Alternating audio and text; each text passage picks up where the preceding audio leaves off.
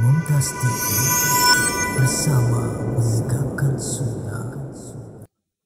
Assalamualaikum warahmatullahi wabarakatuh. Alhamdulillahi rabbil alamin. Alhamdulillahilladzi hadana lihada wa ma kunna linahtadiya laula an hadana Allah. Wa asyhadu an la ilaha illallah wahdahu la syarika lah. Wa asyhadu anna Muhammadan abduhu wa rasuluh. Salawatu Rabbi wa salamu alaihi wa ala alihi wa ashabihi ajma'in. Alhamdulillah ala ni'matil iman wal islam. Alhamdulillah ala ni'matil taufiq was sadad. Alhamdulillah ala ni'matil sihhati wal afiyah. Alhamdulillah ala kulli hal. Alhamdulillah atas beragam karunia yang Allah SWT masih berikan dalam kehidupan kita. Termasuk di pagi hari ini kita masih diberikan banyak sekali kebaikan oleh Allah SWT. Maka mintalah keberkahan dari Allah Subhanahu wa Ta'ala. Semoga Allah berkahi hari kita. Mintalah kebaikan dari Allah Subhanahu wa Ta'ala. Semoga Allah SWT memberikan kebaikan untuk hari ini kepada diri kita. Dan mintalah pertolongan kepada Allah Subhanahu wa Ta'ala. Semoga setiap langkah kita di atas jalan kebaikan senantiasa dimudahkan oleh Allah Subhanahu wa Ta'ala. Dan semoga setiap langkah kita di jalan keburukan senantiasa diluruskan dan dibimbing oleh Allah Subhanahu wa Ta'ala supaya kita tidak masuk ke dalam jurang kesesatan dan jurang kesalahan yang tiada berujung. Salawat dan salam kita aturkan kepada uswatun hasanah kita Nabi Muhammad sallallahu alaihi wasallam. Semoga salat beriring salam juga senantiasa tercurahkan kepada segenap umat-umat beliau yang mengikuti jalan beliau hingga akhir zaman nanti. Saudaraku sekalian yang dimuliakan oleh Allah Subhanahu wa Ta'ala, melanjutkan apa yang sudah kita bahas dalam pertemuan hari Selasa pagi kemarin. Dalam pertemuan kemarin kita sudah membahas tentang bagaimana kemudian kita sebagai seorang tua berupaya untuk merubah diri kita menjadi pribadi yang lebih baik lagi agar kita bisa mendapatkan anak-anak yang lebih baik daripada diri kita. Kemarin sudah kita bahas tentang pembahasan bibit, bebet, dan bobot. Kenapa orang Jawa mensyaratkan adanya bibit, bebet, dan bobot? Karena sesungguhnya seorang tua yang hebat akan bisa melahirkan anak yang hebat. Orang tua yang punya kapasitas akan bisa melahirkan anak yang berkapasitas. Tapi pertanyaannya adalah, apakah orang tua yang hebat saja sudah cukup? Tentu tidak. Apakah orang tua yang punya kapasitas besar sudah cukup untuk bisa melahirkan anak-anak yang besar? Tidak juga. Kita bisa melihat, saudaraku dimuliakan oleh Allah Subhanahu wa Ta'ala, bahwa banyak sekali orang-orang hebat yang tidak bisa melahirkan dan mencetak kehebatan anak sebagaimana kehebatan dirinya. Ya, orang-orang besar misalnya, jarang di antara mereka yang punya anak yang anak itu lebih hebat daripada ayah dan atau ibunya. Maka sungguh kehebatan seseorang tidak menjamin bahwa orang itu akan bisa melahirkan anak yang hebat. Kapasitas seseorang tidak bisa menjamin bahwa orang itu akan bisa melahirkan anak yang punya kapasitas. Karena kehebatan seseorang dan kapasitas seseorang harus ditunjang dengan adanya sebuah impian. Ya, kita harus berani untuk bermimpi. Maka banyak kasus kita dapatkan orang tua hebat tetapi anaknya nggak hebat. Anaknya biasa-biasa saja atau anaknya di bawah rata-rata.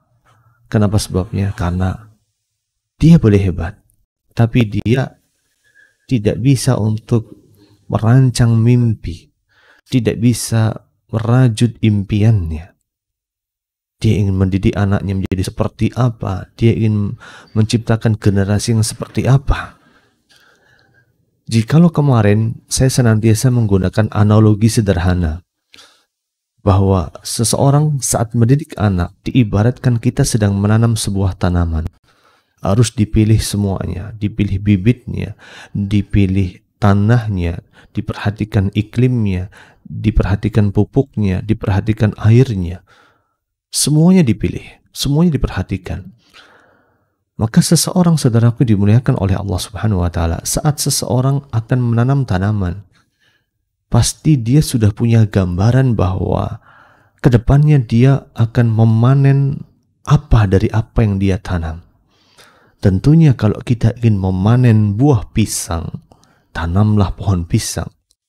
Kalau kita ingin memanen padi misalnya, maka tanamlah tanaman padi. Kalau kita ingin memanen labu, tanamlah pohon labu. Kalau kita ingin memanen cabai, maka tanamlah pohon cabai. Kalau kita ingin memanen singkong, maka tanamlah pohon singkong. Jadi ibaratnya orang sedang menanam, kita sedang mendidik anak kita, kita sudah punya gambaran. Anak kita mau kita jadikan jadi kayak apa? Anak kita ingin kita setting jadi kayak apa? Anak kita rencanakan untuk menjadi sosok seperti apa? Diibaratkan orang menanam tadi. Tidak mungkin seseorang ingin memanen cabai lalu dia menanam pohon singkong. Itu sangat tidak mungkin. Jadi kita dalam menjalani kehidupan rumah tangga ini, saat kita punya sebuah cita-cita, sebuah impian, kita ingin anak kita jadi apa, maka dari situ kita akan bisa menarik sebuah garis lurus bahwa dengan cara apa kita akan mendidik anak kita. Maka sungguh saudaraku dimuliakan oleh Allah SWT, banyak di antara kita ingin memanen sesuatu, tetapi dia tidak melakukan apapun juga agar dia bisa memanen sesuatu tersebut yang diinginkannya. Banyak di antara kita ingin memanen buah pisang, tetapi kita nggak mau menanam pohon pisang. Banyak di antara kita ingin memanen buah cabai, tetapi kita nggak mau menanam pohon cabai. Diibaratkan juga, kita ingin punya anak yang saleh, kita ingin punya anak yang salihah, kita ingin punya anak yang baik, anak yang bertakwa, anak yang jujur. Tapi kita nggak pernah menanamkan pendidikan kejujuran kepada anak kita. Tapi kita nggak pernah menanamkan pendidikan ibadah, kehusyuan dalam ibadah, ketakwaan di dalam hati kepada anak kita.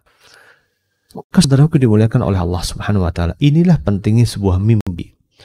Setiap keluarga harus punya mimpi. Harus berani merajut mimpi, harus berani bicara masalah visi, harus bicara masalah misi. Semua harus direncanakan. Nah, maka sebuah keluarga, hendaknya keluarga itu punya nama. Misalnya kita menamakan keluarga kita dengan keluarga petualang misalnya, karena mungkin kita itu suka berpetualang. Atau kita bisa menamakan keluarga kita dengan keluarga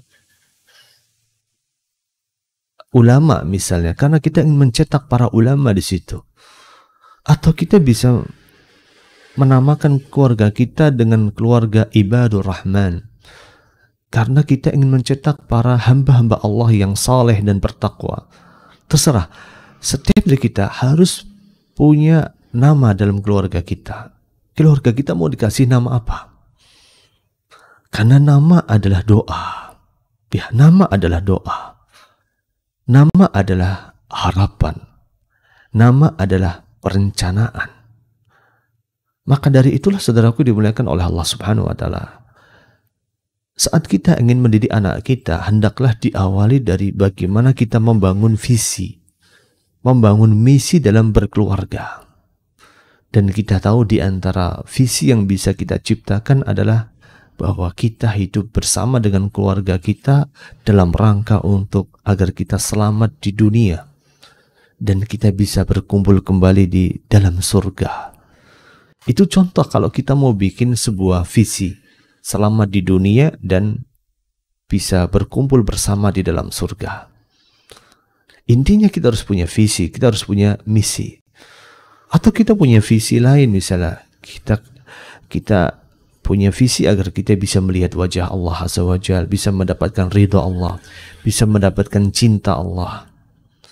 Itulah bedanya antara visi misinya orang mukmin dengan visi misinya orang yang biasa-biasa saja, yang tidak beriman kepada Allah dan Rasulnya. Kalau orang beriman, visi misinya itu jauh ke depan, jauh melampaui batasan-batasan dunia. Maka saudaraku dimuliakan oleh Allah SWT, kalau kita bicara masalah visi, bicara masalah misi, maka visi dan misi, bagaimana kita merajut impian, ini merupakan bab pertama di dalam proses parenting. Ya, karena kita akan mendidik anak kita, dan pola pendidikan pengasuhan anak kita itu sangat bergantung dari bagaimana kita akan membawa keluarga kita. Keluarga kita mau dibawa kemana? Anak-anak kita mau dijadikan kayak apa? Istri kita mau disetting untuk bisa melahirkan anak-anak yang seperti apa? Jadi sekali lagi, kalau kita bicara masalah parenting, bicara masalah visi, bicara masalah misi, maka itu merupakan perbicaraan atau pembahasan yang pertama harus kita dalami dan kita perkuat pondasinya. Bahkan kita bicara masalah visi dan misi, sebaiknya sudah kita mulai rancang sebelum kita berkeluarga. Kalaupun sekarang kita sudah berkeluarga, maka sungguh tidak ada kata terlambat dengan izin Allah SWT. Tapi kalau Anda belum berkeluarga, inilah saat yang tepat untuk membangun visi dan misi dalam berkeluarga. Keluarga kita mau dibikin seperti apa? Anak kita mau dicetak jadi kayak apa? Kemana kita akan pergi? Kemana kita akan melangkah? Kemana kita akan mengayunkan kaki kita? Maka saudaraku sekalian dimuliakan oleh Allah Subhanahu wa Ta'ala, kadang namanya visi, yang namanya misi, yang namanya mimpi, saat seseorang berani untuk bermimpi dan merajut impiannya, di dalam setiap visi, mimpi, dan misi ada doa, ada harapan, dan ada sebuah proses perencanaan mencapai tujuan. Ya, di setiap visi dan mimpi ada doa yang senantiasa kita pinta. Di setiap impian ada harapan yang kita gantungkan kepada Allah Subhanahu wa Ta'ala. Karena doa tanpa harapan diibaratkan sebagaimana sebuah omongan kosong. Perlu harapan. Saat kita berdoa, di saat yang sama kita menanamkan roja, menanamkan harapan kepada Allah SWT. Kita menyandarkan kehidupan kepada Allah Subhanahu wa Ta'ala. Kita menyandarkan segala bentuk ibadah kita kepada Allah Subhanahu wa Ta'ala. Maka saudaraku dimuliakan oleh Allah Subhanahu wa Ta'ala, inilah pentingnya kita bicara mimpi, karena di dalamnya ada doa, ada pengharapan, dan ada perencanaan. Maka saudaraku dimuliakan oleh Allah Subhanahu wa Ta'ala, semoga Allah memudahkan setiap impian kita, setiap visi kita, dan setiap rajutan-rajutan dari rencana yang ingin kita dapatkan saat kita membangun kehidupan rumah tangga kita. Ada sebuah kasus yang menarik yang senantiasa dibahas oleh para ulama kalau kita bicara masalah visi dan misi dari sebuah perkawinan. Ya, itu kisahnya bagaimana bisa lahir di muka bumi ini sosok seorang pembebas Baitul Maqdis. Itu sosok Salahuddin Al-Ayyubi. Ya, Salahuddin Al-Ayyubi membebaskan Baitul Maqdis dari cengkraman orang-orang kafir pada zaman tersebut. Kita tahu Baitul Maqdis merupakan salah satu dari tanah haram, salah satu dari tempat yang dimuliakan di atas bumi ini. Baitul Maqdis adalah kiblat pertama kaum muslimin sebelum Allah SWT memerintahkan untuk memindahkan kiblat itu ke Baitullah Al-Haram ke Masjidil Haram di kota Makkah Al-Mukarramah. Nah, sebelumnya Baitul Maqdis juga di bawah cengkraman dari orang-orang kafir. Kemudian pada zaman Salahuddin Al-Ayyubi, Baitul Maqdis dan puluhan kota yang ada sekitarnya berhasil ditaklukkan oleh sosok Salahuddin Al-Ayyubi. Tapi kalau kita bicara masalah sosok Salahuddin Al-Ayyubi, kita tidak akan pernah bisa melepaskan sosok Salahuddin Al-Ayyubi dari sosok ayahnya. Ya, Salahuddin Al-Ayyubi adalah sosok orang hebat. Dan kehebatan Salahuddin Al-Ayyubi tidak lepas dari kehebatan ayahnya, yaitu Najmuddin Ayyub. Ya, Najmuddin Ayyub adalah orang hebat yang bisa mentransfer kehebatannya, mentransfer mimpinya, mentransfer visinya, mewujudkan misinya pada diri anaknya. Karena kalau kita bicara masalah Najmuddin Ayyub, kita bisa melihat bahwa beliau adalah orang yang terkumpul dalam dirinya 3 sifat sekaligus. Orang yang taat dalam beribadah, yang pertama. Orang yang sangat pemberani, ini yang kedua. Dan yang ketiga, orang yang sangat dermawan. Maka kita bisa melihat, kalau kita ingin melahirkan anak yang hebat, kumpulkan 3 sifat ini pada diri kita. Jadikan diri kita sebagai orang taat kepada Allah Subhanahu wa Ta'ala. Yang kedua, jadikan diri kita sebagai sosok orang yang pemberani, termasuk diantaranya berani untuk bermimpi, berani untuk membangun visi dan misi dalam keluarga. Banyak diantara kita hebat, punya uang banyak, bisa meraih jabatan tertentu, bisa meraih kedudukan tertentu, hebat. Jadi Pak RT, jadi Pak RW, jadi Pak Lurah, jadi Pak Camat, jadi Pak Bupati, jadi Pak Gubernur, jadi Presiden sekalipun juga. Jadi orang hebat. Tetapi sayangnya, kita nggak pernah bisa menciptakan orang yang hebat serupa dengan kehebatan kita. Karena kita nggak bisa bermimpi, kita nggak berani bermimpi, kita nggak berani berbicara nanti anak saya mau saya jadikan kayak apa. Nah, beda dengan Najmuddin Ayyub. Yang Najmuddin Ayyub ini adalah sosok hebat yang sangat bertakwa kepada Allah SWT, sosok yang sangat pemberani dan sosok yang begitu dermawan, yang dengan kehebatannya tersebut bisa melahirkan sosok Salahuddin Al-Ayyubi yang berhasil membebaskan Baitul Maqdis pada tahun 1187 Masehi, atau sekitar tahun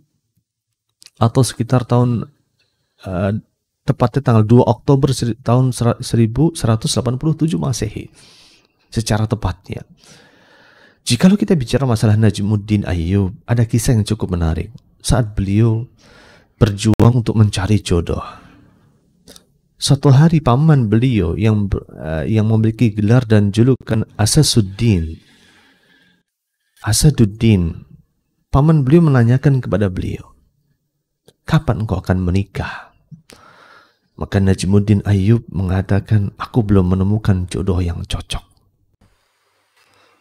Maka pada saat itu Asaduddin menawarkan kepada Najmuddin, aku akan jodohkan engkau dengan anak dari Muhammad bin Malik. Muhammad bin Malik adalah salah satu raja dari dinasti Bani Saljuk. Aku akan jodohkan engkau dengan anaknya Muhammad bin Malik, itu anak raja. Atau kalau engkau tidak berkenan, aku akan jodohkan engkau dengan putri dari Menteri Agung Abasyah.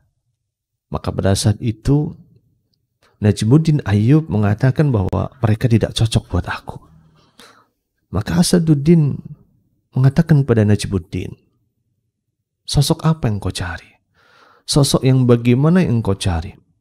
Maka Najmuddin Ayyub mengatakan, aku mencari seorang istri yang bisa menggandeng tanganku ke surga dan mendidik anak-anakku menjadi seseorang yang suatu hari kelak akan membebaskan Baitul Maqdis dan mengembalikan Baitul Maqdis ke pangkuan kaum muslimin. Ya. Najmuddin Ayyub punya dua mimpi sekaligus. Aku ingin mencari istri yang bisa menggandeng tanganku ke surga. Ini yang pertama. Yang kedua, aku ingin punya istri yang bisa mendidik anakku menjadi pembebas Baitul Maqdis dan mengembalikan Baitul Maqdis ke pangkuan kaum muslimin. Subhanallah, mimpi yang besar, mimpi yang tidak remeh-temeh, mimpi yang sangat-sangat mulia. Maka subhanallah, di saat yang sama kemudian Najmuddin memang mendapatkan kesulitan pada saat itu. Tapi percayalah, wa may yattaqillah yaj'al lahu makhraja. Barang siapa yang bertakwa kepada Allah SWT, Allah akan berikan jalan keluar atas semua masalahnya. Ya, senantiasa ada jalan keluar bagi orang yang bertakwa. Senantiasa ada kemudahan bagi orang yang senantiasa mengembalikan dirinya kepada Allah Subhanahu wa Ta'ala. Di tengah kesulitan yang dihadapinya, Najmuddin Ayyub pada saat itu sempat berguru pada salah seorang ulama di kota Tikrit. Pada saat itu kemudian ketika sedang berguru pada seorang ulama di kota Tikrit, datanglah seorang wanita. Dan wanita itu menceritakan bahwa, wahai Syekh, pria yang engkau tawarkan kepadaku kemarin, aku tolak karena tidak sesuai dengan harapanku. Maka pada saat itu ulama tersebut mengatakan kepada wanita tersebut, dan di samping ulama tersebut ada sosok Najmuddin Ayyub. Ulama tersebut mengatakan kepada wanita tersebut, lalu sosok apa yang kau cari? Maka wanita tersebut mengatakan, aku mencari seorang pria yang bisa menggandeng tanganku ke surga dan bisa membantu diriku untuk melahirkan anak-anak yang suatu hari kelak akan membebaskan Baitul Maqdis dan mengembalikan Baitul Maqdis ke pangkuan kaum muslimin. Mendengar ucapan tersebut, otomatis Najmuddin Ayyub merasa seperti orang yang disambar petir di siang bolong. Subhanallah, kata-kata yang sama sebagaimana yang beliau ucapkan kepada paman beliau, yaitu Asaduddin. Ya, kata-kata yang sama, tidak berubah sedikit pun juga. Mencari sosok seorang pasangan yang pasangan itu bisa menggandeng tangannya ke surga di atas ketakwaan kepada Allah SWT, dan bisa bersama-sama mendidik anaknya menjadi anak yang bisa membebaskan Baitul Maqdis ke pangkuan kaum muslimin. Allahu Akbar. Maka singkat cerita, saudaraku yang dimuliakan oleh Allah Subhanahu wa Ta'ala, itulah bukti dari sebuah ketakwaan. Wa may yattaqillah yaj'al lahu makhraja wa yarzuqhu min haitsu la yahtasib. Tanamkan ketakwaan dalam diri kita, pasti Allah akan berikan kemudahan dan jalan keluar dalam kehidupan kita. Pasti akan Allah kabulkan walaupun di detik-detik terakhir dari doa kita. Walaupun kita sudah masuk ke dalam suatu keputusasaan kehidupan, kelihatan nggak bisa deh, nggak mungkin misalnya. Tapi ketika kita senantiasa mengaitkan diri kita dengan doa, menyandarkan diri kita dengan harapan-harapan kepada Allah SWT, menggantungkan semua kebaikan kita hanya kepada Allah SWT, maka niscaya Allah akan berikan apa yang kita inginkan. Subhanallah. Maka singkat cerita, akhirnya kedua pasangan tersebut dipersatukan oleh Allah Subhanahu wa Ta'ala lewat perantara ulama yang Najmuddin Ayyub tersebut berguru kepadanya di kota Tikrit. Dan singkat cerita, 49 tahun kemudian Baitul Maqdis jatuh ke tangan kaum muslimin lewat perantara seorang Salahuddin Al-Ayyubi pada tanggal 2 Oktober tahun 1187 Masehi. Ya, saat-saat dan momentum yang sangat dinantikan kaum muslimin. Dan ini menunjukkan atas sebuah kekuatan mimpi, kekuatan dari sebuah impian. Mendidik anak butuh mimpi. Dan orang bermimpi tidak bayar. Orang bermimpi nggak butuh modal. Orang bermimpi cuman butuh doa. cuman butuh usaha dan cuman butuh ikhtiar untuk mewujudkan itu semua.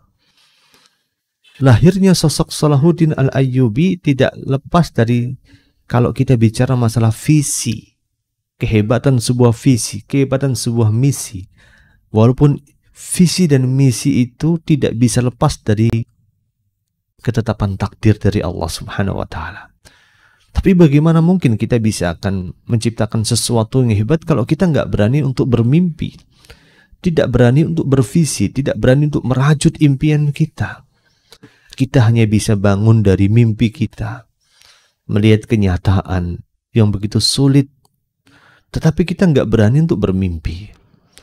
Maka saudaraku dimuliakan oleh Allah Subhanahu wa Ta'ala, mimpi kita adalah sebagaimana sebuah niat. Dan Rasulullah SAW pernah bersabda, innamal a'malu binniyat. Amalan itu tergantung daripada niatnya. Wa innamal likulli imri'in ma nawa. Bahwa sungguh setiap dari kita akan mendapatkan sesuatu sesuai dengan apa yang dia niatkan. Ya, mimpi dan niat adalah amalan hati. Seseorang akan mendapatkan sesuatu yang diniatkan, yang diimpikan, yang divisikan, dan dimisikan. Subhanallah, belajarlah lebih banyak lagi untuk bisa membangun mimpi kita, membangun visi kita. Setelah itu kita juga terus berjuang untuk memantaskan diri kita. Karena anak yang hebat tidak mungkin bisa terlahir dari orang tua yang biasa-biasa saja. Anak yang cerdas tidak mungkin lahir dari orang tua yang dia acuh tak acuh, tidak mau belajar dan memperbaiki dirinya. Percayalah bahwa jatuhnya buah tidak pernah jauh dari pohonnya. Tidakkah kita perhatikan bahwa buah mangga akan jatuh ke tanah dan tidak akan pernah jauh dari pohonnya? Sebagaimana buah kelapa yang jatuh tidak akan pernah jatuh jauh dari pohonnya. Maka anak kita adalah cerminan dari diri kita. Anak kita adalah wujud gambaran daripada diri kita. Jadi kalau kita mendapatkan sesuatu yang menjengkelkan pada diri kita, pada diri anak kita, maka percayalah bahwa berarti Anda adalah orang juga menjengkelkan pada saat yang sama. Saat anak Anda didapat bahwa anak Anda adalah anak yang sulit untuk diatur, sulit untuk dinasihati, maka bisa jadi itu adalah cerminan dari diri Anda. Mungkin Anda termasuk orang yang sulit dinasihati, sulit dikasih masukan, sulit dikasih wejangan, sulit untuk diberikan suatu saran dan kritik yang membangun misalnya. Karena jatuhnya buah tidak akan pernah jauh dari pohonnya. Selain kita bicara mimpi, selain kita bicara visi, selain kita bicara misi, kita juga bicara masalah seberapa jauh juga kita mencoba untuk memantaskan diri kita. Memantaskan diri kita menjadi pribadi yang bertakwa. Selain kita juga membangun mimpi-mimpi kita, merajut visi-visi kita, merajut misi-misi kita. Maka yang namanya visi dan misi, sekali lagi, kalau kita mengambil pelajaran dari kisahnya Najmuddin Ayyub, ayah dari Salahuddin Al-Ayyubi, maka kita merajut visi dan misi serta mimpi itu jauh sebelum menikah. Idealnya seperti itu. Tapi kalau kita sudah menikah, maka tidak ada kata terlambat dengan izin Allah Subhanahu wa Ta'ala.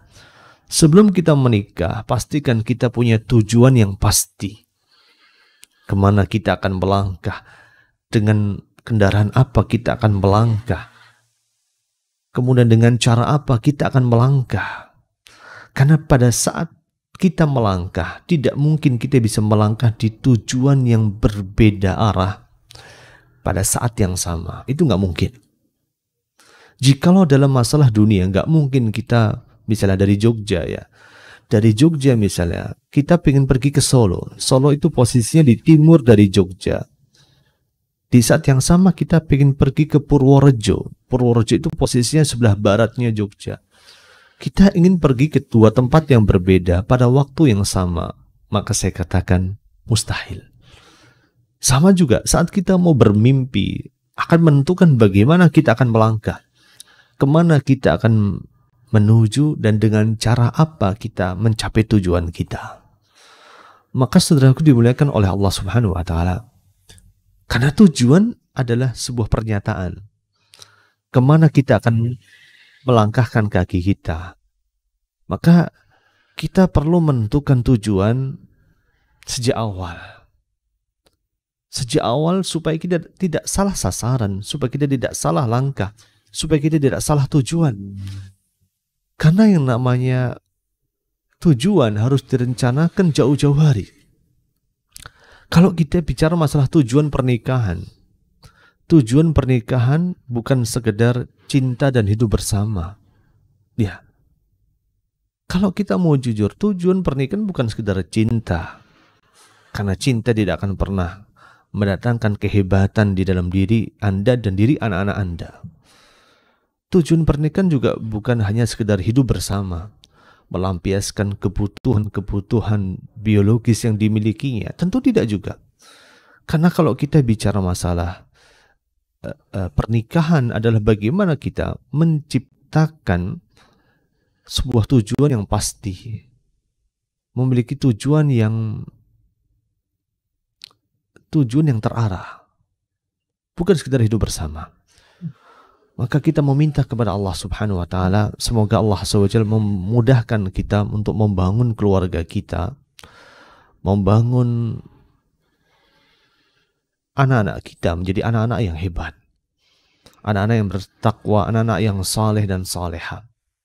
Dan itu diawali dari sebuah impian yang bisa kita rajut. Rajutlah mimpi-mimpi terbaik kita. Rajutlah harapan-harapan tertinggi kita. Dengan harapan semoga Allah Subhanahu wa taala menuliskan pahala atas diri kita, atas impian-impian itu. Sungguh kalau kita punya harapan yang besar, kalau kita punya mimpi yang mulia, kalaupun mimpi dan harapan itu tidak bisa kita wujudkan, minimal kita sudah bisa mendapatkan pahala atas niat baik kita. Ya, atas niat baik kita. Jadi jangan pernah berhenti untuk bermimpi. Jangan pernah berhenti untuk berharap kepada Allah Subhanahu wa taala. Maka sungguh setiap dari kita punya kewajiban untuk merajut impian. Merajut impian setinggi awan. Dan kita punya kewajiban untuk terus bergantung kepada Allah Subhanahu wa taala. Hanya kepada Allah SWT kita memohon taufik. Hanya kepada Allah Subhanahu wa taala kita memohon hidayah. Wa sallallahu wasallam wa barik ala nabiyyina Muhammadin wa ala alihi wa ashabihi ajma'in. Walhamdulillahi rabbil alamin. Insyaallah materi kita akan kita bahas dalam pertemuan besok hari Kamis pukul 5.30 dengan izin Allah Subhanahu wa taala dengan pembahasan berikutnya. Dan bagi para jamaah sekalian yang ingin bertanya, kami persilahkan untuk bertanya baik di kolom chat di ruang Zoom ataupun di kolom komentar di YouTube atau melalui line telepon yang sudah kami sediakan. Barakallahu fikum jami'an.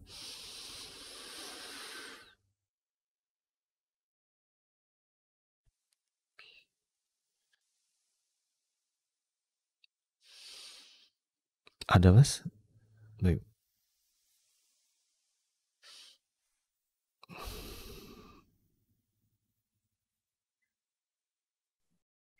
Jazakallahu khairan Ustadz atas materi yang telah disampaikan. Pertanyaan pertama Ustadz, Assalamualaikum Ustadz, bagaimana mempersiapkan mental kita dan anak kita yang akan segera meninggalkan kami orang tua untuk masuk ke pondok? Kami memasukkan ke pondok karena kami bermimpi kelak anak kami menjadi manusia yang bermanfaat untuk umat Islam. Mohon arahannya Pak Ustadz, anak kami akhwat Pak Ustadz, jazakumullahu khairan. Baik. Barakallahu fikum atas pertanyaannya. Jazakumullahu khaira. Ketika Anda memasukkan anak Anda ke pondok misalnya, tentu Anda punya suatu harapan. Anda punya satu mimpi yang Anda sematkan pada diri anak Anda. Termasuk harapan agar anak Anda menjadi anak yang saleh, menjadi anak yang salihah. Maka saat Anda punya harapan bahwa dan punya mimpi bahwa agar anak saya jadi anak yang soleh dan soleha misalnya, itu bagian dari mimpi Anda. Maka saat Anda bermimpi, jangan pernah lepaskan mimpi itu dari doa. Karena doa itu yang akan menjadi sebab dari pertolongan Allah Subhanahu wa Ta'ala. Ada anak-anak yang dimasukkan ke pondok, tetapi ketika masuk ke pondok, justru anak itu menjadi semakin beringas, tidak terkontrol, karena dia merasa bahwa dia tidak mendapatkan nafkah batin, tidak mendapatkan perhatian moral dari orang-orang di sekitarnya. Maka anak itu kemudian mencoba untuk membuat kegaduhan, keonaran, karena dia sedang mencari perhatian, misalnya. Maka tentu kita tidak mungkin hal itu terjadi pada anak kita. Mintalah kepada Allah SWT agar Allah SWT membimbing anak Anda. Terus minta sama Allah SWT.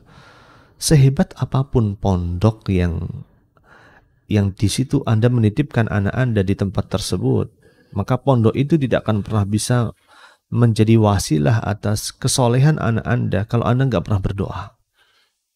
Maka saat anak Anda di pondok bukan berarti bahwa kewajiban pengasuhan itu menjadi lepas atas diri Anda. Maka saat Anda di pondok, maka di saat yang sama kewajiban pengasuhan itu tetap melekat pada diri kita semua. Doakan anak-anak kita di setiap sujud kita. Doakan anak-anak kita di sepertiga malam terakhir. Perbanyaklah melakukan ibadah-ibadah sunnah, puasa sunnah, salat sunnah, dengan harapan saat kita menjaga ibadah-ibadah tersebut, maka di saat yang sama semoga Allah juga menjaga anak-anak kita. Sungguh saat anak kita menjadi anak yang saleh, saat anak kita menjadi anak yang baik, bukan berarti bahwa kita adalah orang yang saleh dan orang yang baik. Bukan. Bukan berarti bahwa pondok kita adalah pondok yang bagus dan hebat. Bukan. Tapi karena Allah yang jaga kita. Subhanallah, kalau hari ini kita mendapatkan anak kita adalah anak yang saleh, anak yang baik, anak yang sangat kita idam-idamkan, maka jangan pernah kita banggakan diri mereka tanpa kita pernah melibatkan Allah SWT. Kesolehan mereka, kebaikan mereka, ketakwaan mereka, itu murni pemberian dari Allah Subhanahu wa Ta'ala. Bukan hebatnya kita dalam mengasuh anak kita. Itu murni sebuah anugerah dari Allah Subhanahu wa Ta'ala. Maka kalau kita di rumah melihat anak kita begitu semangat dalam belajar, begitu semangat dalam menghafal Quran, percayalah, itu adalah hadiah dari Allah. Mintalah kepada Allah Subhanahu wa Ta'ala agar Allah terus hadiahkan kesolehan itu kepada diri anak kita. Maka terus kawal anak ibu atau anak dari ayahanda sekalian dengan doa. Ad-du'a'u huwal ibadah. Ad-du'a'u silahul mu'min. Doa itu ibadah. Doa itu senjatanya orang-orang yang beriman. Semoga Allah Subhanahu wa Ta'ala senantiasa membimbing anak ibu, anak saudara di atas jalan keimanan dan ketakwaan kepada Allah Subhanahu wa Ta'ala. Barakallahu fikum. Jazakallahu khairan Ustaz atas jawabannya. Kepada Ibu Rini Umum Miftah dipersilahkan.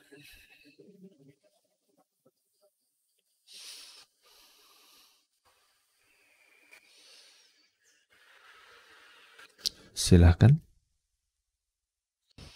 Assalamualaikum warahmatullahi wabarakatuh.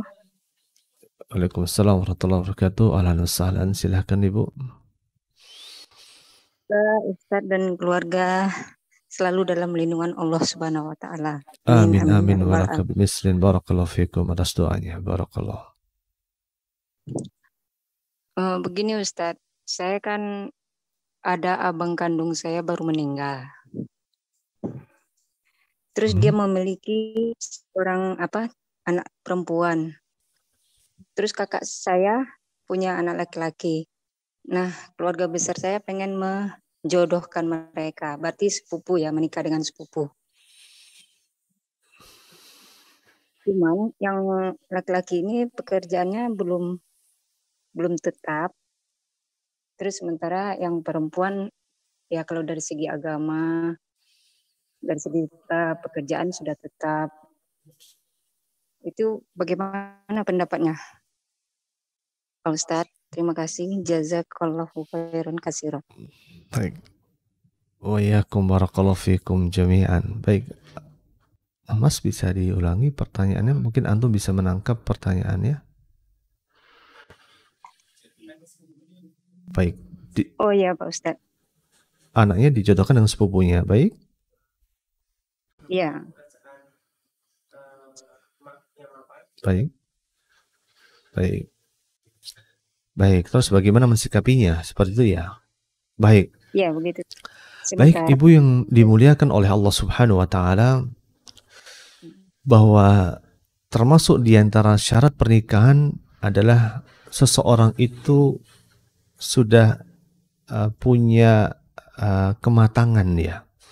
Selama orang itu sudah punya kematangan, artinya kematangan dari arti bahwa dia punya kesadaran bahwa dia sudah akan menikah, dia punya kesadaran bahwa dia punya pasangan hidup, maka insya Allah anak tersebut bisa dinikahkan seperti itu. Sedangkan masalah pekerjaan, percayalah bahwa ada satu di antara sekian golongan yang pasti akan Allah Azza wa Jalla tolong. Itu seseorang yang dia menikah untuk menjaga dirinya, maka orang itu pasti akan ditolong oleh Allah Subhanahu wa taala, dan ini suatu kepastian.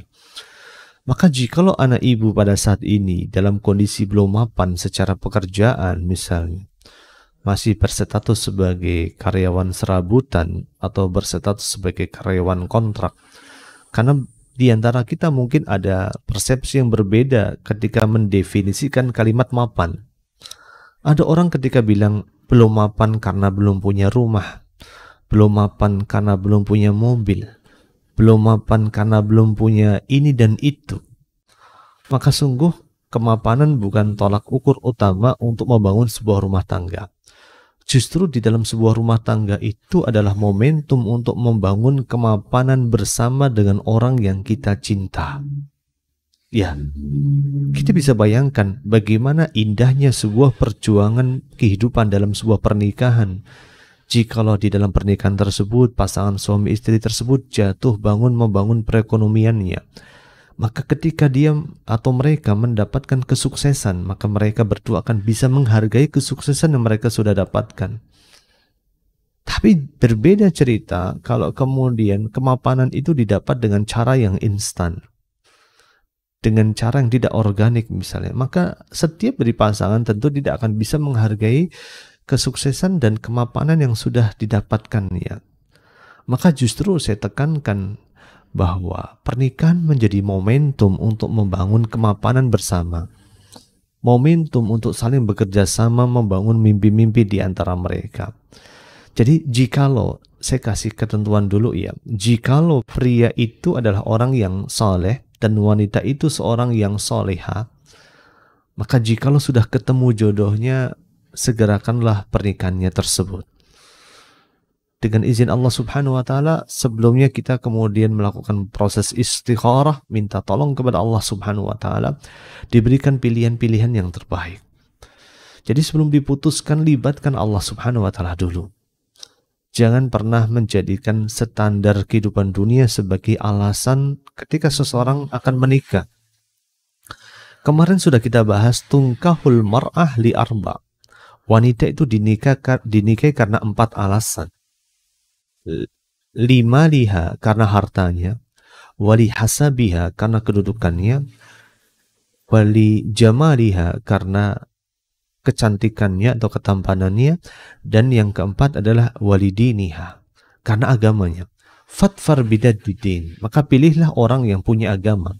Taribat yadaka, maka engkau akan beruntung, engkau akan mendapatkan kemudahan dari Allah Subhanahu wa taala. Maka jikalau dua pasangan ini atau sejoli ini, pria dan wanita tadi adalah orang yang saleh dan saleha, sekufu dari tingkat keimanan dan ketakwaan, jikalau akan dinikahkan, maka dinikahkan saja, nggak ada masalah. Dan dengan izin Allah, jikalau mereka sepupu dalam Islam itu boleh menikah satu sama lain. Maka dengan izin Allah Subhanahu wa taala juga, kalau sepupu saling menikah satu sama lain juga akan memperkuat tali persaudaraan di antara mereka dan orang tua mereka. Semoga Allah SWT memberikan pilihan yang terbaik atas kehidupan pernikahan yang sudah mereka rencanakan, dan hanya kepada Allah Subhanahu wa taala kita memohon pilihan yang terbaik tersebut. Baik, karena waktu sudah habis, insya Allah kita akan lanjutkan dalam pertemuan berikutnya pada hari Kamis pagi pukul 5.30 dengan izin Allah Subhanahu wa taala, dan semoga kita semua senantiasa dimudahkan oleh Allah Subhanahu wa taala untuk senantiasa belajar dan mendapatkan ilmu yang bermanfaat. Wassallallahu wasallim mubarik ala nabiyina Muhammadin wa ala alihi wa ashabihi ajma'in. Subhanakallahumma wa bihamdik asyhadu an la ilaha illa anta astaghfiruka wa atubu ilaik.